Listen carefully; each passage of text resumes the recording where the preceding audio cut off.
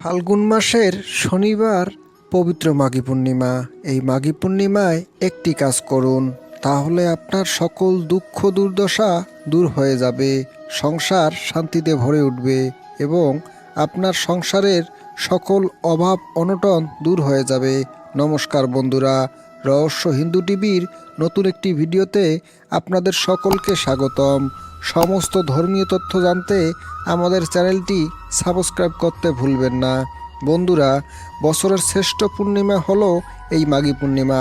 এই পবিত্র দিনে মা লক্ষ্মীকে মন থেকে ডাকলে তিনি সাড়া না দিয়ে থাকতে পারেন না এবং এই একটি জিনিস যদি দিতে পারেন, মা লক্ষ্মী স্বয়ং আপনার সংসারে অবস্থান করবে। বন্ধুরা, এই পবিত্র দিবস মাঘী পূর্ণিমা ফাল্গুন মাসে হবে। এদিনে সকালে ঘুম থেকে উঠেই স্নান করতে হবে। এদিনে অন্ন খাওয়া নিষেধ। তারপরও যদি উপবাস করতে না পারেন তাহলে ফলমূল দুধ খেয়ে থাকতে পারেন এবং রাতে অবশ্যই লুচি ডাল খাবেন, কারণ পূর্ণিমায় অন্ন খাওয়া মহাপাপ। মদ্যপান বা নেশা জাতীয় দ্রব্য গ্রহণ করবেন না। এদিনে সকালে সংকল্প করবেন যেন এদিনে কোনো মিথ্যা বা পাপ কর্মে নিজেকে নিয়োজিত রাখবেন না।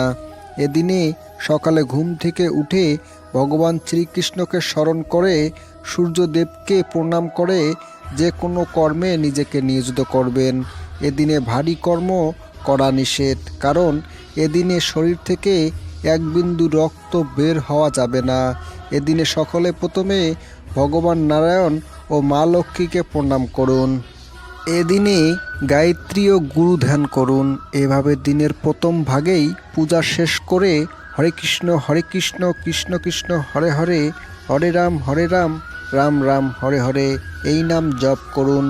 এদিনে যে কাজটি করতে হবেই সেটি হলো সন্ধ্যা প্রদীপ দানের সময় ঘিয়ের প্রদীপ প্রজ্বলিত করে রাখুন, তাহলে পূর্ণাঙ্গ ফল লাভ করবেন। আপনার সংসারে যদি অভাব অনটন থেকে থাকে তাহলে এটি অবশ্যই করুন।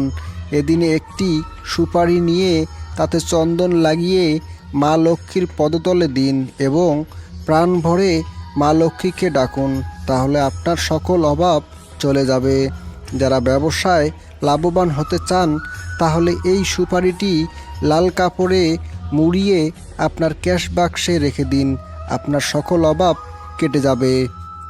এদিনে কারো সমালোচনা ঝগড়া বিবাদ করবেন না এবং অতিথি আসলে সেবা দেন, তাহলে পূর্ণ ফল পাবেন।